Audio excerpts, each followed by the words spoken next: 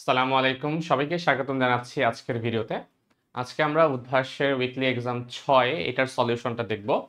তো আজকের চ্যাপ্টার হচ্ছে পদার্থের গাঠনিক ধর্ম এবং পর্যায়বৃত্ত গতি। এই ২ টি চ্যাপ্টার থেকে যে ৬ টা প্রশ্ন এসেছিল এবারের প্রশ্নে সেটা আমরা এক, এক করে সলভ করব।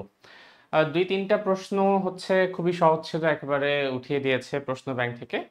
১-২ টা প্রশ্ন হচ্ছে একটু মাথা খাটানোর। তো চলো আমরা প্রথমেই সেগুলো দিয়ে স্টার্ট করি। প্রথম যে প্রশ্নটা, এটা আমি একসময় এই টাইপের একটা প্রশ্ন আমি একসময় করিয়েছিলাম। আইইউটিতে একবার হচ্ছে এসেছিল এটা। আমার সালটা মনে নেই। আমার ইউটিউবেই তোমরা পেয়ে যাবে। ওই প্রশ্নটা যদি দেখতে চাও সেখানেও হচ্ছে সলভ দেখতে পারবা। ওই টাইপেরই আরেকটা প্রশ্ন হচ্ছে আবার দিয়েছে আজকের উইকলিতে। তো চলো এই প্রশ্নটা একটু পড়ি এবং সমাধান করার চেষ্টা করি। যেহেতু সেখানে আমি অনেক ডিটেইলসে ব্যাখ্যা করেছিলাম, আমি ইন শর্ট এর জিনিসটাকে ব্যাখ্যা করার চেষ্টা করব। দেখো, একটি কণা সরলরেখায়, একটি কণার কথা বলা আছে, সেটা সরলরেখা বরাবর চলে এবং সরলরেখায় সরলছন্দিত স্পন্দন গতিতে চলতে থাকে। স্থির অবস্থান হতে সে যাত্রা শুরু করলে কণাটি প্রথম সেকেন্ডে A1 সেন্টিমিটার যায় এবং পরবর্তী সেকেন্ডে মানে দ্বিতীয় নাম্বার সেকেন্ডে যেটা আছে সেখানে একই দিক বরাবর, কোন দিক বরাবর? একই দিক বরাবর, একই দিক বরাবর A2 সেন্টিমিটার দূরত্ব অতিক্রম করে।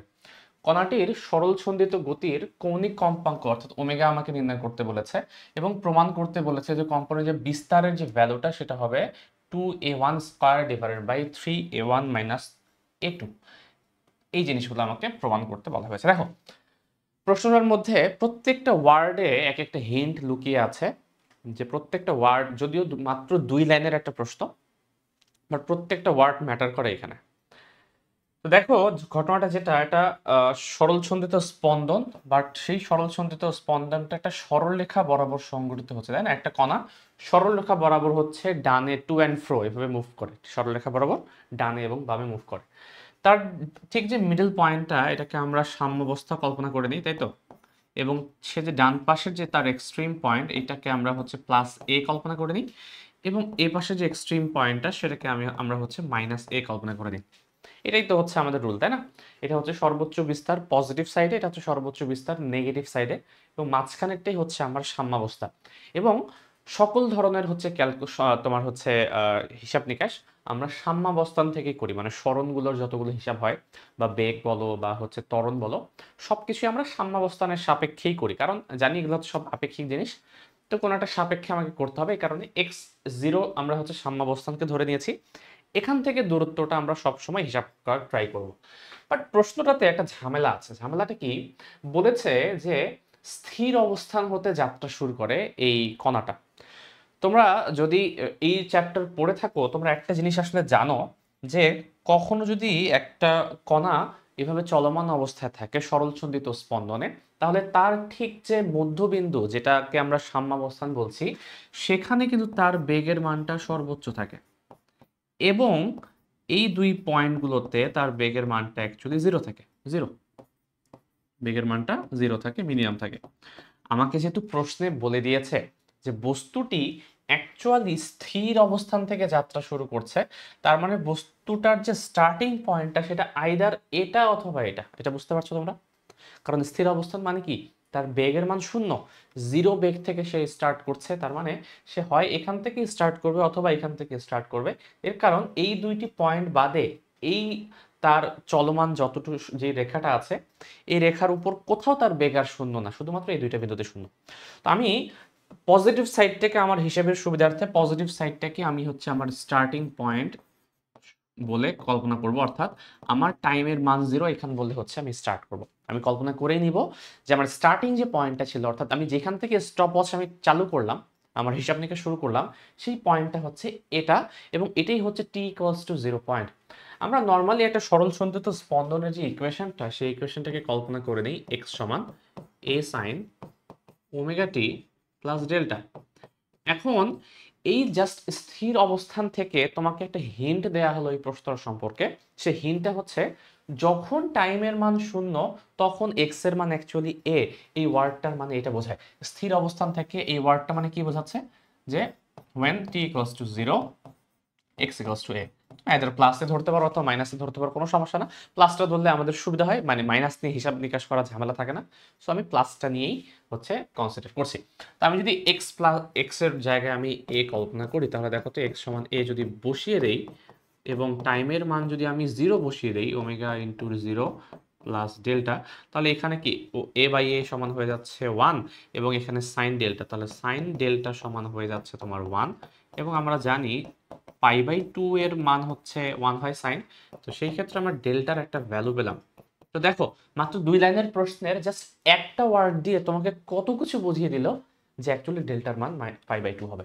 তো এটা আমাদেরকে প্রথমে বের করতে জানতে হবে, বের করতে পারতে হবে যে এটার কেন এটা বলা হয়েছে। ওকে, ডেল্টা সমান যেহেতু পাই বাই 2 পেয়ে গেছি, তাহলে আমি যদি এই জিনিসটাই আমার সমীকরণে বসাই, তাহলে সরল ছন্দিত এই মোশনটার আমরা অ্যাকচুয়াল ইকুয়েশনটা বের করতে পারবো। তাহলে অ্যাকচুয়াল ইকুয়েশনটা কি হয়, অর্থাৎ আমি সমীকরণটাকে বলতে পারি এক্স সমান A sine omega t plus delta, delta means pi by 2 sine, যদি আমি এটাকে চতুর্ভাগে অ্যাপ্লাই করি, এটা ইকুয়েশনটা চেঞ্জ হয়ে এ কস ওমেগা টি হয়ে যাবে। তার মানে প্রথম একটা ওয়ার্ড দিয়ে আমরা অ্যাকচুয়ালি আমাদের আমাদের যে সরল ছন্দিত মোশনটা দেয়া, গতিটা দেয়া আছে, তার ইকুয়েশনটা প্রথমত আমরা ফাইনালাইজ করে ফেললাম যে হ্যাঁ, আমাদের এই কণাটার জন্য ইকুয়েশনটা দেখতে এ কস ওমেগা টি টাইপ কিছু একটা হবে।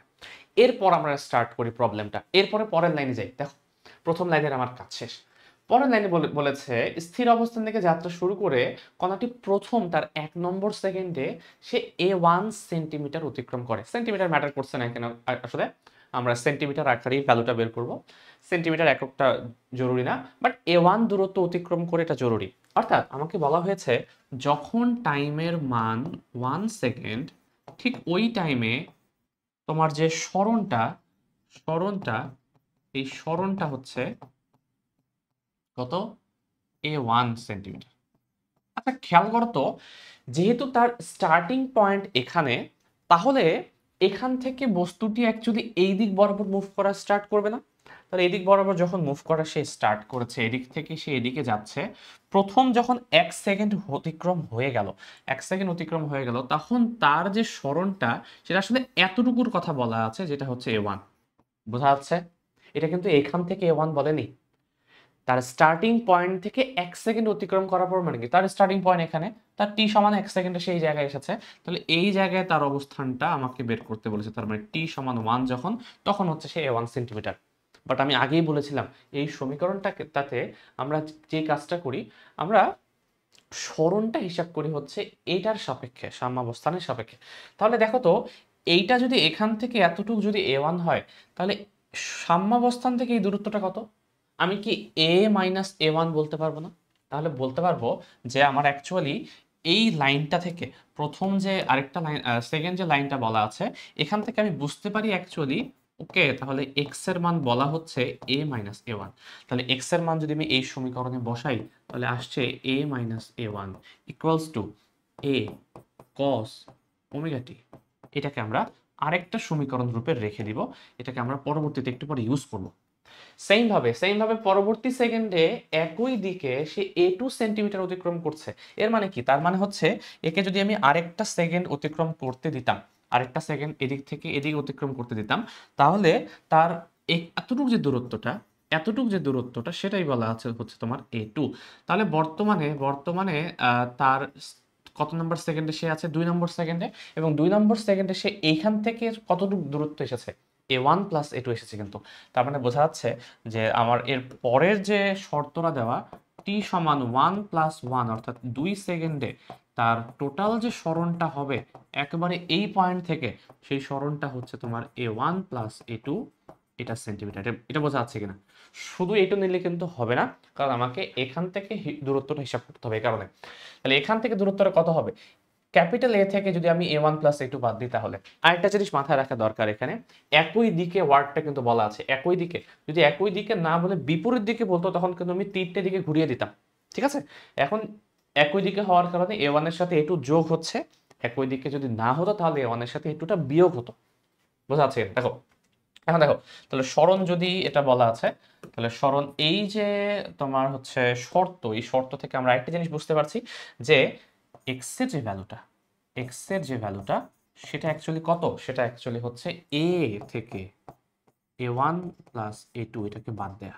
তাহলে আমি এই জিনিসটাই যদি এই শর্তে বসিয়ে দেই, তাহলে ইকুয়েশন নতুন আরেকটা ইকুয়েশন আমি পাবো, যেই সমীকরণটাকে আমি বলতে পারি a minus a1 minus a2, আমি ব্র্যাকেটে উঠিয়ে দিলাম, সমান হচ্ছে a cos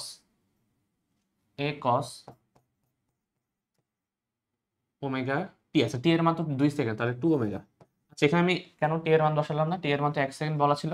এটা আসলে এরকম হবে, টি এর মান 1 সেকেন্ড হলে এটা হবে, তাই না? টি এর মান 1 সেকেন্ড বসিয়ে দিলাম, এখানে তেমন টি এর মান 2 সেকেন্ড বসিয়ে দিলাম। তার মানে দেখো দ্বিতীয় আরেকটা আমি সমীকরণ পাচ্ছি। আমার এখন টাস্ক হবে এই যে দুইটা সমীকরণ পাওয়া গেল, 1 নম্বর এবং 2 নম্বর, এই দুইটা সমীকরণকে সমাধান করা। তো চলো আমরা হচ্ছে এই দুইটা সমীকরণকে একটু সমাধান করার চেষ্টা করব। তো সমাধান করার ক্ষেত্রে আমি এক কাজ করি, আমি এই সমীকরণ দুইটা বাদে বাকি সবকিছু একটু মুছে দিব। এগুলো লাগবে না আমার, এগুলো লাগবে না। আগের পেজে আছে তাই না? আগের পেজে থাকলেই হচ্ছে, এটাও আপাতত আমার লাগবে না। শুধু হচ্ছে আমার দরকার এই দুইটি। এখন আমি এই দুইটাকে সমাধান করার চেষ্টা করব। দেখো এই যে দুটি সমীকরণ আমার আসলো, এই দুটি সমীকরণ থেকে আমি এক কাজ করব, 2 নম্বর সমীকরণটাকে একটু ভাঙানোর চেষ্টা করব। কেন? এখানে হচ্ছে cos 2 ওমেগা আছে। আমি একটা কাজ করি, cos 2 ওমেগার পরিবর্তে আমি কি এটা বলতে পারি? একটু খেয়াল করে দেখো, আমি কি এটা বলতে পারবো 2 cos স্কয়ার ওমেগা মাইনাস 1 বলতে পারি না? cos 2 থিটার সূত্র হচ্ছে 2 cos স্কয়ার থিটা মাইনাস 1। এখন দেখো আমি যদি এই এটাকে এই পাশে ভাগ করে দেই এবং cos ওমেগার পরিবর্তে এই ইকুয়েশন থেকে একটা ভ্যালু বের করে বসিয়ে দেই, তাহলে কিন্তু অনেক সহজ হয়ে যাবে আমাদের জন্য। দেখো তো cos ওমেগার পরিবর্তে তুমি কি বলতে পারো এখান থেকে? cos ওমেগা এর পরিবর্তে তুমি বলতে পারো a minus a1 divided by a। তো এই ভ্যালুটা তুমি এখানে বসাবা। ওটাকে একটু বাম পক্ষে লিখি, এটাকে একটু বাম পক্ষে লিখবো। তাহলে এটা আসবে তোমার 2 cos স্কয়ার ওমেগা ছিল, তো তার মানে এটা স্কয়ার করে দিব, a minus a1 divided by a whole square minus 1 equals to এটা এই পাশে ভাগ করে দিব। ভাগ করে দিলে কি হবে? a minus a1 minus a2 divided by a। এখন দেখো তোমাকে শুধুমাত্র একটু ক্যালকুলেট করে বিস্তারের ভ্যালুটা বের করার চেষ্টা করতে হবে। তো এটা সহজ উপায় হচ্ছে, আমি যদি a কে ভাগ করে দিই তাহলে একটু ইজি হয়ে যায় ক্যালকুলেশনটা। তোমরা এভাবেও করতে পারো, কোনো সমস্যা নেই। আমি এক কাজ করি, a কে দ্বারা দুইটাকে ভাগ করে দিই নিচে নিচে, তাহলে এখানে আসবে 1 মাইনাস a1 বাই a এর উপরে হোল স্কয়ার। ঠিক আছে, এই 1টাকে আমি এ পাশে ট্রান্সফার করে দিব, তাহলে 1 প্লাস এই জিনিসটা একে আবার এ দ্বারা ভাগ করে দিই, তাহলে এখানেও হচ্ছে তোমার 1 হয়ে যাবে, 1 minus a1 by a minus a2 by a। দেখো তো এই যে 2, আমি যদি এখন এটাকে একটু করে দিই, হিসাব নিকাশ করি a প্লাস বি হোল স্কয়ারের সূত্র অনুসারে, এবং 2 দ্বারা গুণ করে দিই, তাহলে এটা আসবে হচ্ছে 2 minus 4a1 by a plus 2 a1 square by a square. এটা 1 প্লাস 1 হয়ে যাচ্ছে 2 minus a1 by a minus a2 by a। এখন দেখো এই 2 ক্যান্সেল হয়ে যাবে, এবং আমি যদি শুধুমাত্র এটাকে এক পাশে রাখে এটাকে ওই পাশে ট্রান্সফার করে দিই, ট্রান্সফার করে দিলে কি হবে একটু খেয়াল করো।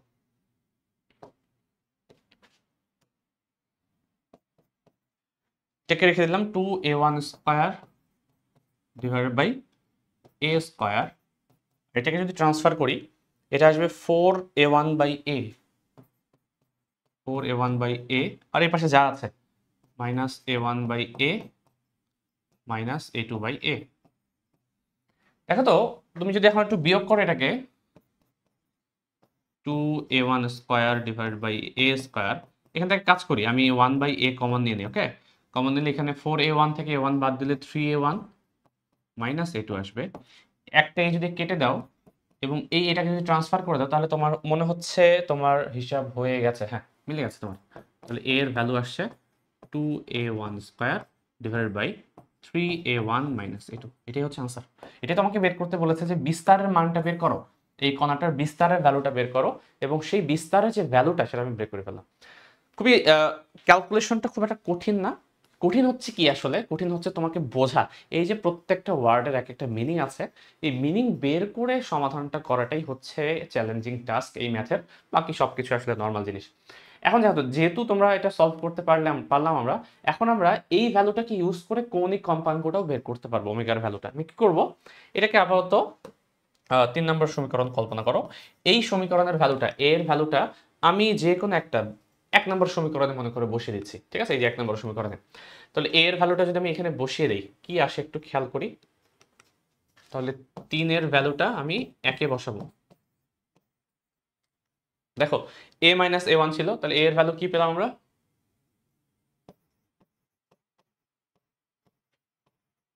3a1 minus a2, a minus a1 equals to a cos omega. a cos, আচ্ছা a এর ভ্যালু তো বসাতে হবে, sorry, a cos omega. a এর ভ্যালু হচ্ছে 2a1 square divided by 3a1 minus a2 into cos omega. এটা যদি লসাগু করো কি আসবে? আমি একবার একটু করার চেষ্টা করি। এটা আসবে তোমার হচ্ছে a1 a2 মাইনাস মাইনাস হচ্ছে 3a1 স্কয়ার, তো তার মানে জাস্ট a1 স্কয়ার। এটা আসে 3a1 মাইনাস a2, আর এখান থেকে আসবে 2a1 square divided by 3a1 minus a2 into cos omega. এখন খেয়াল করো, আমি যদি এটা এটা কেটে দেই, কাটানো যাবে। তুমি চাইলে হচ্ছে একটা a1 কমন নিয়ে কেটে দিতে পারো। তাহলে কি থাকবে? উপরে একটা a1 যদি বাদ দাও, তাহলে থাকবে হচ্ছে a2 মাইনাস a1, আর এখানে থাকবে জাস্ট 2a1 cos ওমেগা। তাহলে 2a1টাকে তুমি ভাগ করে দাও, তাহলে a2 minus a1 divided by a1 হবে, 2a1 হবে, এবং তার সামনে cos ইনভার্স একটা আসবে। তাহলে এখান থেকে আমি ফাইনালি বলতে পারবো যে ওকে, আমার ওমেগার যে ভ্যালুটা সেটা হচ্ছে cos inverse a2 minus a1 divided by 2a1। এই হচ্ছে আমার আনসার হওয়া উচিত। বোঝা গেছে কিনা দেখো, বোঝা গেছে কিনা? আমার এটা হচ্ছে একটা আনসার। ওমেগার ভ্যালু তোমাকে বের করতে বলেছিল, এটা আমরা বের করলাম, এবং আমাদের প্রমাণ করতে বলেছিল যে কম্পনের বিস্তারটা এটা হবে, তো সেটা আমরা প্রমাণ করলাম। তাহলে প্রুফড। শেষ। যদি এই প্রবলেমটা বুঝতে পারো, আমার মনে হয় এই টাইপের এই চ্যাপ্টারের অনেক কিছু তোমাদের কনফিউশন ক্লিয়ার হয়ে যাবে। এর যদি আরো ভালো ব্যাখ্যা পেতে চাও, আমার মনে পড়ছে না সালটা, 17, 18, 18, 19 কিছু একটা হবে, আইইউটিতে সিমিলার একটা কোয়েশ্চেন এসেছিল, সেটাতে আমি আরো ডিটেলস ব্যাখ্যা করেছি, সেটা তোমরা দেখে নিতে পারো, ইউটিউবেই আছে। ঠিক আছে, চলে যাবো আমরা 2 নম্বর প্রশ্নে। বলা হচ্ছে একজন ব্যক্তি তার বাসার বারান্দায় একটি অদ্ভুত দোলনা লাগিয়েছে। দোলনাটির একটি তার লোহার তৈরি, অপর একটি তার হচ্ছে তামার তৈরি, যাদের সাহায্যে দোলনাটি ঝোলানো রয়েছে। তার দ্বয়ের মধ্যবর্তী দূরত্ব হচ্ছে 50 সেন্টিমিটার। উভয়েরই আদি দৈর্ঘ্য দেওয়া আছে 1 মিটার করে এবং ক্ষেত্রফল দেওয়া আছে। একজন ব্যক্তি, তার ভর হচ্ছে 60 কেজি, সে যদি দোলনার মাঝখানে বসার পর তারের দৈর্ঘ্য প্রসারণ আমাকে বের করতে হবে, তার দুইটারই, এবং সেটা ভূমির সাথে কত কোণ তৈরি করবে সেটা আমাকে বের করতে বলা হয়েছে। দেখো এই টাইপের প্রশ্নের ক্ষেত্রে আমাকে যেটা করতে হবে, ফোর্সটা আগে বের করতে হবে, দুইটা তারের উপর কি পরিমাণ ফোর্স কাজ করছে। এই হচ্ছে তোমার, কল্পনা করো এই হচ্ছে আমার দোলনা, এই দোলনা এবং দুই পাশে দুইটা তার ছিল। তো এই হচ্ছে একটা তার ধরলাম আমি, এই হচ্ছে আরেকটা তার। তো এই দুইটা তারের উপরেই স্বাভাবিকভাবে হচ্ছে একটা বল অ্যাপ্লাই হবে। বলটা কোত্থেকে আসবে? বলটা আসবে এই লোকটা থেকে। লোক যেহেতু মাঝামাঝি বসেছেন এখানে, তাহলে তার যে ওজন, তার ওজন হচ্ছে 60 ইন্টু 9.8 নিউটন, তাই না? এবং এই ওজনটাই হচ্ছে ভাগ হয়ে যাবে, একটা আসবে এই তারে, একটা আসবে এই তারে, যেটাকে আমি টি1 এবং টি2 ধরে গেছি। টি1 টি2 এর ভ্যালু ডিরেক্ট বলা নাই, বাট একটা তোমাকে ইনফরমেশন দেয়া আছে, সেটা হচ্ছে এই জিনিসটার, এইটার হচ্ছে টোটাল দৈর্ঘ্য তোমার 50 সেন্টিমিটার, এবং এই লোকটি একেবারে মাঝামাঝি বসে আছে। তো মাঝামাঝি যদি বসে থাকে, একটা জিনিস তো আমরা শিওর যে এই দুইটা তারই হচ্ছে এই সম্পূর্ণ লোডটাকে ধরে আছে। তার মানে এইটার সম্পূর্ণ ভারটাই এই দুইটার মধ্যে বিন্যস্ত হবে। তার মানে আমি বলতে পারি হচ্ছে ওয়াই অ্যাক্সিস বরাবর ফোর্সের ব্যালেন্স অনুসারে যে এই ওয়েট ইকুয়ালস টু এটা প্লাস এটার সমান। তাহলে আমি বলতে পারবো একটা ইকুয়েশন তো আমার হয়ে গেল, টি1 প্লাস টি2 ইকুয়ালস টু হচ্ছে তোমার 60 ইন্টু 9.8। দেখো এটা খুব সহজে বের করা যায়, যেহেতু দুইটাই হচ্ছে একেবারে মাঝখানে বসেছে। আমি আসলে ম্যাথটা না করেও, সলভ না করেও আমি বলে দিতে পারবো টি1 এবং টি2 এর ভ্যালু দুইটাই সেম হবে, কারণ এর লোডটা মাঝখানে আছে। আচ্ছা লোডটা যদি মাঝখানে না থাকতো, একটু সাইডে থাকো তাহলে কিভাবে করবো আমি সেই পদ্ধতিতে একবার ডিটেলসে করে দিয়েছি, যাতে করে এই টাইপের প্রশ্ন পরবর্তীতে আসলে সমস্যা না হয়। আমি কল্পনা করি এই বিন্দুটার আমার নাম হচ্ছে এ, এই বিন্দুটার আমার নাম হচ্ছে বি, এই বিন্দুটা যেখানে লাগানো আছে মানে তার যে ভার কেন্দ্রটা সেটা হচ্ছে আমার সি। তাহলে আমি যদি এই সি বিন্দুর সাপেক্ষে টর্কের ব্যালেন্সটা করতে চাই, ঠিক আছে, টর্কের ব্যালেন্স মানে কি, সেটা তো হচ্ছে ঘুরছে না, সেটা এক জায়গায় হচ্ছে স্টেবল হয়ে পড়ে আছে। তো যেহেতু ঘুরছে না, তার মানে এই সি বিন্দুর সাপেক্ষে এই বলটা তাকে যেই দিক বরাবর ঘোরাতে চাচ্ছে, এই এই টি টুটা তাকে যেই দিক বরাবর ঘোরাতে চাচ্ছে, দুইটা অ্যাকচুয়ালি ব্যালেন্স হওয়া উচিত। তাহলে এই টর্কটাকে, এই সি বিন্দুর সাপেক্ষে এ এর টর্ক হবে ক্লকওয়াইজ এবং বি এর টর্ক হবে তোমার হচ্ছে অ্যান্টি ক্লকওয়াইজ, বা তুমি মোমেন্টও বলতে পারো, ঠিক তাই না? তোমরা হচ্ছে এই টাইপের প্রশ্ন ম্যাথে করেছো, ম্যাথের যে বলবিদ্যার স্থিতিবিদ্যা আছে তার স্থিতিবিদ্যার সেকেন্ড চ্যাপ্টারটাতে এই টাইপের আছে, সদৃশ সমান্তরাল বিসদৃশ সমান্তরাল বল, সেই কনসেপ্ট দিয়েও করতে পারবে। অথবা তুমি বলতে পারো যে এখানে তুমি টর্কের ব্যালেন্স দিয়েও করতে পারবে। তো সদৃশ সমান্তরাল বলের কনসেপ্টটা অনুসারে আমি যদি বলি কি কি হবে, যে আলটিমেটলি এই বল এই এখানে সাপেক্ষে আমার সদৃশ সমান্তরাল বলের কনসেপ্ট বলে যে লব্ধি যদি এই জায়গায় কাজ করে, তাহলে ফোর্স ইনটু এই দূরত্ব ইকুয়ালস টু ফোর্স ইনটু এই দূরত্বের সমান। টর্ক ক্ষেত্র বলতে পারবা যে এইখানে যে অ্যান্টি ক্লকওয়াইজ টর্কটা হচ্ছে, যেটা বা আমি বলতে পারি summation of torque at C equals to 0 হবে, কারণ সেটা তো ঘুরছে না। তাহলে আমি T1 এর জন্য টর্কটা ক্লকওয়াইজ, এটাকে আমি নেগেটিভ কল্পনা করি। তাহলে T1 ইনটু কত দূরত্ব, এখান থেকে এসি দূরত্ব কত, যেহেতু মাঝখানে বসে আছে তার মানে এতটুকু অবশ্যই 25 সেন্টিমিটার, এবং বাকি এতটুকু হচ্ছে তোমার 25 সেন্টিমিটার, 25 25 50। তাহলে T1 ইন্টু 25, এবং ওটা যেহেতু অ্যান্টি ক্লকওয়াইজ, যেটাকে আমি পজিটিভ কল্পনা করতে পারি, so T2 into 25 equals to 0। তো সেখান থেকে আমরা একটা জিনিস তো কনফার্ম হব যে T1 আর T2 সমান হবে। T1 আর T2 যেহেতু সমান হচ্ছে, তাহলে এই যে জিনিসটা যদি এখানে বসিয়ে দেই, তাহলে অ্যাকচুয়ালি তোমার দুইটারই ভ্যালু আসলে সেম পাওয়া যাবে এবং এটার হাফ হয়ে যাবে। সিম্পল ক্যালকুলেশন, তাই না? আমরা করলাম কি, এই দুইটাকে দ্বারা ভাগ করে দিলাম। এখন একটু বের করে দেখি এটা কত আসে। 60 ইন্টু 9.8 ডিভাইডেড বাই 2, এটা আসে 294 নিউটন।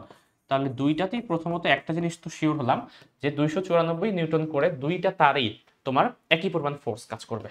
এখন আমরা হিসাব করব এই ফোর্সের কারণে দুইটার যে ইলংগেশনের ভ্যালুটা কত। এটা কিভাবে বের করতে পারবো? আমরা জানি, আমি যদি লোহার তারটার ক্ষেত্রে আগে বের করার চেষ্টা করি, তো লোহার তারের ক্ষেত্রে আমরা বলতে পারবো যে L1 স্মল L1 সমান FL ডিভাইডেড বাই AY। তো সেই ক্ষেত্রে F এর ভ্যালু কত? আচ্ছা, F মানে তো আলটিমেটলি T1, তাই না? তো আমি এক কাজ করি, F না বলে আমি T1 কল্পনা করছি। এটাই হচ্ছে আমার লোহা এবং এটা হচ্ছে তোমার তামা, ছিল না কি ছিল? তামা। ওকে, তাহলে লোহার T1 এর ভ্যালু তোমরা পেলাম 294, L দুইটারই সেম 1 মিটার, এরিয়াও দুইটারই সেম 5 সেন্টিমিটার, মানে 5 ইন্টু 10⁻⁻⁴, এবং ওয়াই হচ্ছে বলা আছে লোহার ক্ষেত্রে 10 ইন্টু 10⁻10, 10 ইন্টু 10⁻10। দেখি কত ভ্যালু আসে, এটা আসে হচ্ছে 294 ডিভাইডেড বাই 5 ইন্টু 10⁻⁴, 10 ইন্টু 10⁻10, এটা আসে 5.88 10⁻6, 10⁻⁻6 সরি, এত মিটার। সেম ভাবে আমি বলতে পারি লোহার ক্ষেত্রে যেভাবে বললাম, আমি একইভাবে আমি তামার ক্ষেত্রেও বলতে পারবো। ওকে, তামা, তো তামার ক্ষেত্রে আমি যদি বলি, তাহলে এটা হচ্ছে আমি একই সূত্র, T2L হয়ে যাবে, আর এটা হয়ে যাবে তোমার L2। তো এ তো সেম, Lও সেম, শুধুমাত্র এটাকে Y1 আর Y2 কল্পনা করতে পারো। তো Y2 এর জায়গায় এখানে 10 ইন্টু 10⁻10 না হয়ে যাবে কি 12.6 ইন্টু 10⁻10। হিসাব নিকাশ করে দেখি কত আসে। শুধুমাত্র একটা ভ্যালু চেঞ্জ হবে, তাই না? একটা ভ্যালু চেঞ্জ হবে, সেই ভ্যালুটা হচ্ছে এটা।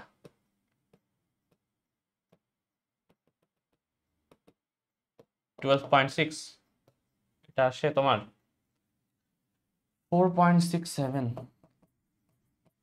কতগুলো শূন্য ছিল? 1 2 3 4 5 6 6, 10⁻⁻6 মিটার। ঠিক আছে, এই হচ্ছে আমার লোহার দৈর্ঘ্য, এবং দৈর্ঘ্য প্রসারণ আমাকে বের করতে বলছে দুইটা তারের দৈর্ঘ্য প্রসারণ বের করে ফেলেছি। এর পরের পার্টটুকু দেখো, এর পরের পার্টটুকুতে বের করতে বলা হয়েছে যে এই দুইটা তার এর প্রসারণের কারণে এটা দোলনাটি ভূমির সাথে কত কোণ তৈরি করবে। খেয়াল করো তো একটু, এক কাজ করি, আমরা আরেকটা পেজে করি।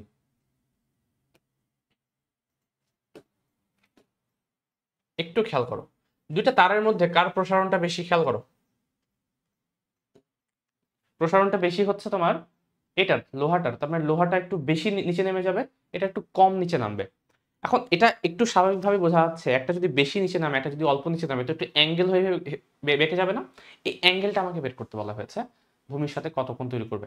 একটু ড্রয়িং করার চেষ্টা করি। এটার ঘটনাটা এরকম হচ্ছে যে, এটা আমি বাদ দিয়ে আপাতত একটা সিম্পল ড্রয়িং করি, এত বড় করার দরকার নেই।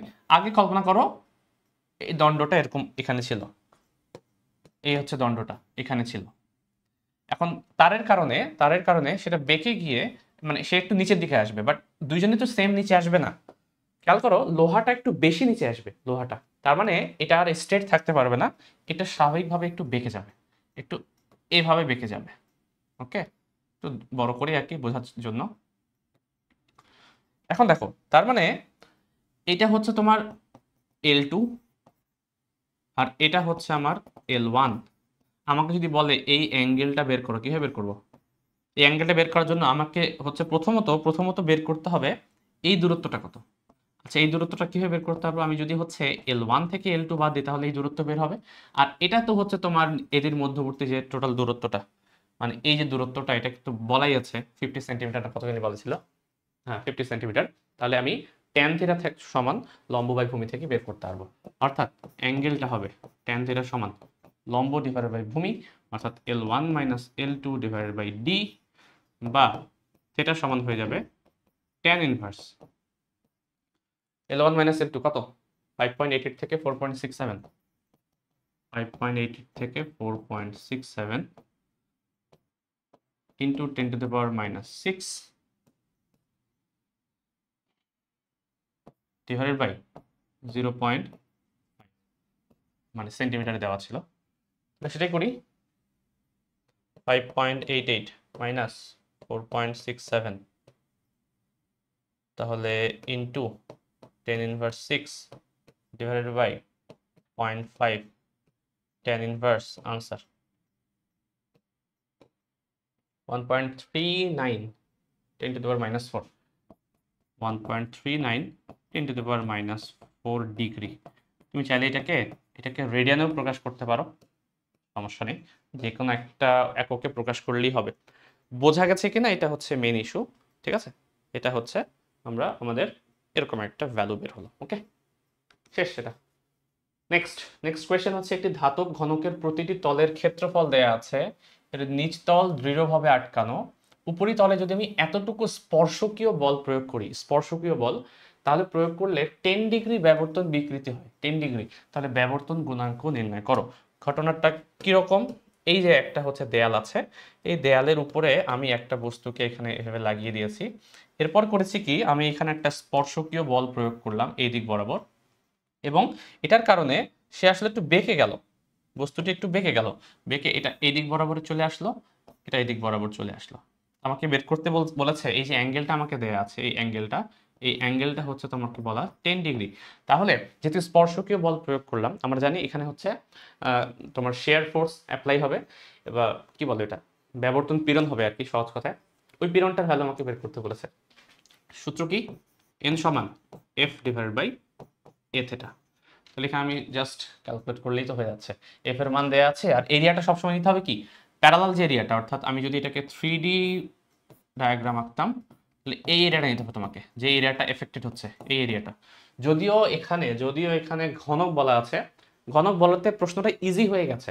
ঘনক না বলে আমি যদি 3টা দৈর্ঘ্য প্রস্থ উচ্চতা দিয়ে দিতাম, তখন অনেকের ভুল হতো প্রশ্নটা। এর কারণ কি, একজন এক এরিয়া নিত, কেউ এটা নিত, কেউ এটা নিত, কেউ ওটা নিত। কোনটা নিবা এটা আসলে বুঝতে হবে তোমাকে, যে কোন এরিয়া নিয়ে কাজ করবো আমি। ওকে, এফ এফ কত তাহলে? এফ হচ্ছে 5 into 10 to the power 6, area কত? 0.5, এবং অ্যাঙ্গেল 10 ইন্টু পাই ডিভাইড 180, তাই না? রেডিয়ান করতে হবে অবশ্যই, রেডিয়ান না করলে হবে না। 5 into 10 to the power 6, 0.5 into 10 into pi divided by 180, এটা আসে 5.73। আচ্ছা, 1 2 3 4 5 6 7, 5.7 into 10 to the power -7, 5.7 into 10⁻7 newton per metre square.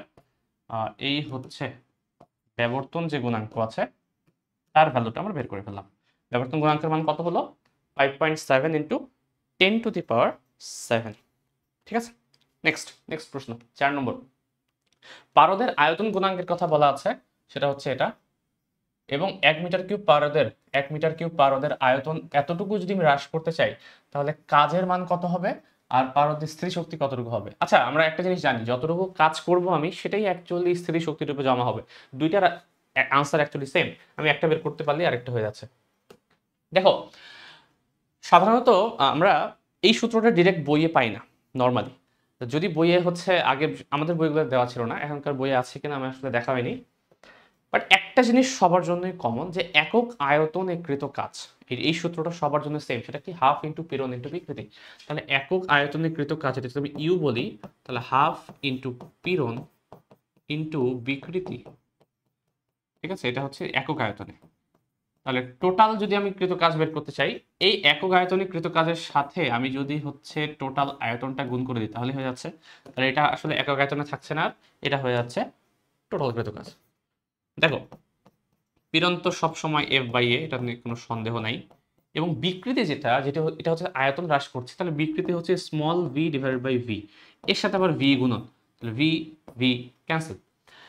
f এর মান আর a এর মান প্রশ্নে কোথাও বলা নাই, বাট লাগবেও না আমার। এর কারণ হচ্ছে তোমার আয়তন গুণাঙ্ক দেয়া আছে। আয়তন গুণাঙ্কের যে সূত্রটা, সেটা কি ছিল? b সমান আয়তনের পরিবর্তন, সরি উল্টা বললাম, পীড়ন ডিভাইডেড বাই হচ্ছে আয়তন বিকৃতি। সেখান থেকে আমি কি বলতে পারবো না যে আমার পীড়নের ভ্যালু সমান F/A সমান অ্যাকচুয়ালি v/v? তাহলে এটাকে যদি ইউজ করো, এখানে ইউজ করো, হাফ পীড়নের পরিবর্তে হচ্ছে আমার হয়ে যাবে b into small v/v into small v। তো সেখান থেকে কৃত কাজের একটা ইকুয়েশন বের হচ্ছে half b small v square divide by v। এই সূত্র ইউজ করলেই ম্যাথ শেষ। করি, দেখো w সমান একই আনসার দুইটারই, তো একটা করলেই হচ্ছে হাফ ইন্টু b হচ্ছে 2.2 10⁻10 ইন্টু v স্কয়ার, মানে 2 ইন্টু 10⁻⁻6 এর উপর হলো স্কয়ার ডিভাইড বাই 1। শেষ। কত আসবে?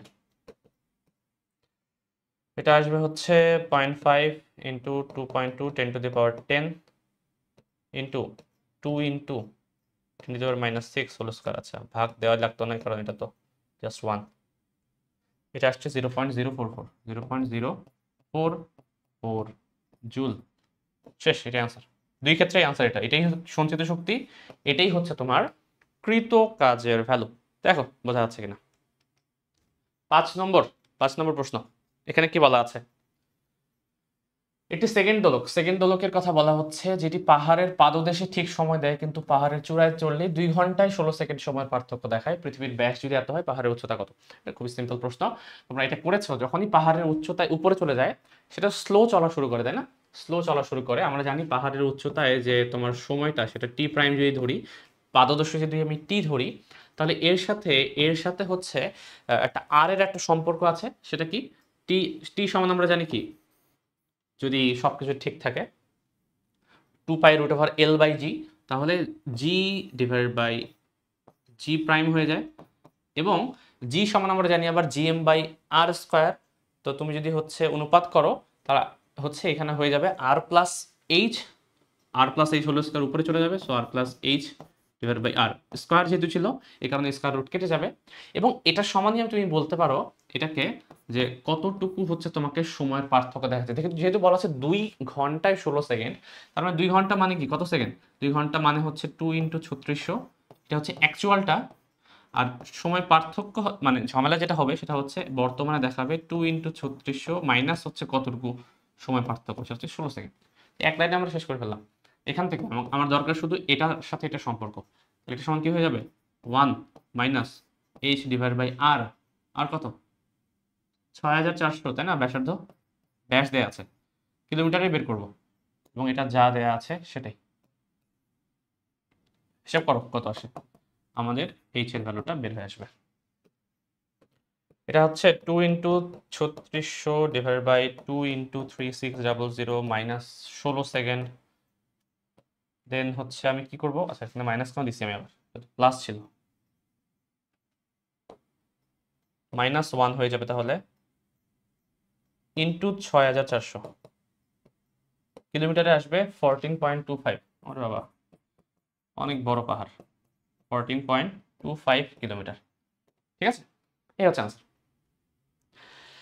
তো এই পাহাড়ের উচ্চতা হচ্ছে আমরা এইভাবে বের করতে পারবো। 6 নম্বর, একটি স্থির লিফটের মধ্যে একটি সরল দোলককে রাখা আছে যার দোলনকাল বলা হচ্ছে টি। এটা যদি এখন g/4 ত্বরণে উপরের দিকে উঠে তাহলে বর্তমান দোলনকাল কত আমাকে বের করতে বলেছে। যখন লিফটটা স্থির ছিল তখন দোলনকালের যে সূত্র সেটা এটা হবে t = 2π√L/g। যখন এটা লিফটের উপরের দিকে চলছে, আমরা জানি উপরের দিকে চললে ইফেক্টিভ যে ত্বরণটা সেটা যোগ হয়ে যায়, তাই না? তাহলে সেই ক্ষেত্রে বর্তমান যে তোমার দোলনকালটা হবে সেটা হবে t = 2π√L/g প্লাস a হয়, কারণ a এর ভ্যালু দেওয়া আছে g/4। আচ্ছা এটা হিসাব করলে কত আসে, 2π, এটা হচ্ছে তোমার 4 আর কে 5, মানে 5g/4, উপরে হয়ে গেল 4/5g হয়ে যাবে, তার মানে 4L/5g। একটু ট্রিক করি, 4 আর 5 টিকে রুটের বাইরে নিয়ে আসি, তাহলে এটা হয়ে যাবে 2/√5 ইন্টু 2π√L/g। যেখানে 2π√L/g মানে যে টি, এটা তো আমরা ধরে নিয়েছি আগে আগে থেকে, যখন সে স্থির ছিল সেটাকে টি ধরে দিয়েছি, তাহলে এটার পরিবর্তে আমি টি বলতে পারি। তাহলে সেখান থেকে আমি বলতে পারি বর্তমান যে পর্যায়কালটা হবে সেটা হবে তোমার আগের পর্যায়কালের 2/√5 গুণ। যেহেতু ভ্যালু দেওয়া নাই, তোমাকে আনসারটা এভাবেই হচ্ছে শর্ত আকারে রাখতে হবে এবং বলতে হবে যে হচ্ছে দোলনকালটা হবে পূর্বের দোলনকালের 2/√5 গুণ। পড়া লাগে না আসলে, এভাবে রেখে দিলেই তুমি ফুল মার্কস পেয়ে যাবে। এই হচ্ছে 6টা প্রশ্ন। 6টা প্রশ্নের মধ্যে কঠিন প্রশ্ন কোনটা, এটা তো খুবই সহজ প্রশ্ন। এর আগেরটা তো একেবারে সব জায়গায় আসে এই টাইপের প্রশ্ন, তোমরা করছোই আগে, তাই না? এটাও কোন একটা ভার্সিটিতে এসেছিল, মনে নাই কোথায়, বাট এসেছিল, হুবহু মনে এসেছিল, আমার যতদূর মনে পড়ছে হুবহু প্রশ্ন। দেন এটাও হচ্ছে তোমাদের বইও দেওয়া আছে, এক জায়গায় এসেছে। এটা এখনো আসছে কিনা মনে নাই, বাট হচ্ছে খুব একটা কঠিন প্রশ্ন না যদি তোমার বেসিকটা জানা থাকে। এটাও বললাম আমি আইইউটির একটা প্রশ্ন থেকে আসা, একটু কঠিন, বাট যদি প্রশ্নটা সলভ করা থাকে আগে থেকে আমার মনে হয় না এটা সমাধান করা খুব একটা প্রবলেম হবে। টাইম নিয়ে সমস্যা হতে পারে একটু তোমাদের, যেহেতু প্রশ্নটা আসলে একটু বড়, এবং এত বড় জিনিস আসলে অতটুকু জায়গার মধ্যে করতে পারাটা কতটুকু জাস্টিফাইড আমি জানি না। অনেক ক্যালকুলেশন তোমাকে হচ্ছে স্কিপ করতে পারতে হবে, যেটা আসলে সময় সাপেক্ষ। যতটুকু পারছো ততটুকুই ভালো। ঠিক আছে, এই হচ্ছে আজকের প্রশ্ন সলভ। আগামী ক্লাসে আমরা নতুন কোনো জিনিস নিয়ে কথা বলবো। সেই পর্যন্ত সবাই ভালো থাকো। আসসালামু আলাইকুম।